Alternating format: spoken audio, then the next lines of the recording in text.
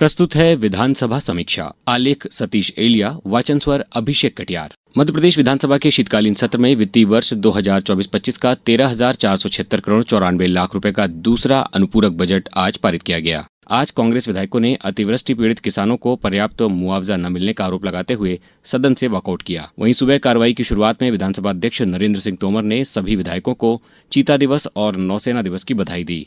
उन्होंने कहा कि मध्य प्रदेश में चीता प्रजाति लगातार बढ़ रही है।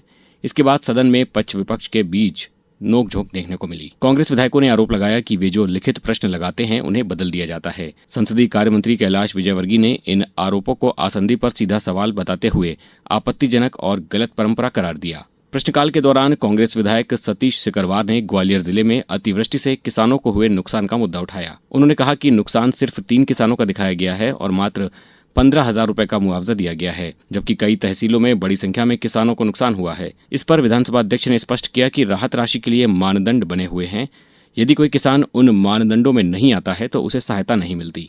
इसी दौरान कांग्रेस विधायक बाबूलाल जंडेल ने श्योपुर जिले में नुकसान की भरपाई न होने की बात उठाई।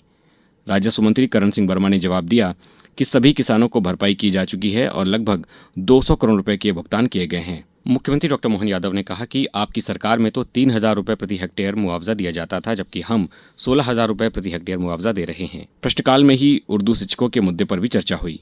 संसदीय कार्य मंत्री कैलाश विजयवर्गीय ने बताया कि प्रदेश में कई स्थानों पर उर्दू के विद्यार्थी नहीं हैं, जबकि शिक्षक मौजूद हैं।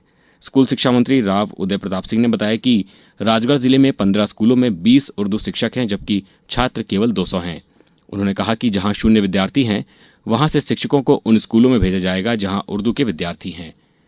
पिछले वर्ष लगभग 20,000 शिक्षकों का युक्तिकरण किया गया था। यह मुद्दा विधायक अमर सिंह द्वारा उठाया गया था। सदन में कटनी जिले में पुलिस कार्रवाई को लेकर भाजपा के 3 विधायकों ने भी गंभीर आरोप लगाए। विधायक प्रणय प्रभात पांडे ने हाउसिंग बोर्ड कॉलोनी में एक व्यापारी के घर हुई आगजनी के मामले में गैर जमानती धाराएं गलत तरीके से लगाए जाने की बात कही और इसे ब्राह्मण समाज में आक्रोश का कारण बताया। इस पर राज्य मंत्री नरेंद्र शिवाजी पटेल ने जवाब दिया कि कार्रवाई निष्पक्ष है और किसी समाज में कोई आक्रोश नहीं है। विधायक अभिलाष पांडे और संदीप जायसवाल ने भी थाने में हुई कथित धमकियों की शिकायतों की जांच और घटनास्थल के सीसीटीवी फुटेज की मांग की। मंत्री ने कहा कि थाने के स्टाफ को बुलाकर जांच की जाएगी और किसी तरह की गड़बड़ी पाई जाती है तो कार्रवाई होगी। प्रश्नकाल के बाद शून्यकाल में विभिन्न विधायकों ने अपने क्षेत्रों से जुड़े मुद्दे उठाए। इसके बाद उप मुख्यमंत्री जगदीश देवड़ा, मंत्री कैलाश विजयवर्गीय, उदय प्रताप सिंह, दिलीप अहिरवार, चैतन्य कश्यप और नारायण सिंह कुशवाहा ने अपने अपने विभागों से संबंधित पत्र सदन पटल पर रखे। कांग्रेस विधायक अभय मिश्रा के ध्यानाकर्षण पर ऊर्जा विभाग की ओर से मंत्री तुलसीराम सिलावट ने जवाब दिया। इससे पहले मंगलवार को उप मुख्यमंत्री जगदीश देवड़ा ने द्वितीय अनुपूरक बजट अनुमान पेश किया था। आज लगभग 3.5 घंटे चली चर्चा के बाद इसे पारित किया गया। विपक्ष ने सरकार पर फिजूल खर्ची के आरोप लगाए, जबकि सत्ता पक्ष ने प्रावधानों को आवश्यक बताया। कांग्रेस विधायक बाला बच्चन ने कहा कि बजट में पिछड़ा वर्ग और अतिवृष्टि प्रभावित किसानों के लिए कोई प्रावधान नहीं है। उन्होंने कहा कि अनुसूचित जाति और जनजाति के पूंजीगत व्यय के लिए भी कोई राशि निर्धारित नहीं की गई है। उन्होंने चिकित्सा शिक्षा विभाग की अव्यवस्थाओं पर भी सरकार को घेरा।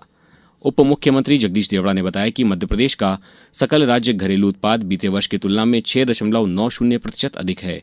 अग्रिम अनुमानों के अनुसार ये वृद्धि 6.05% है।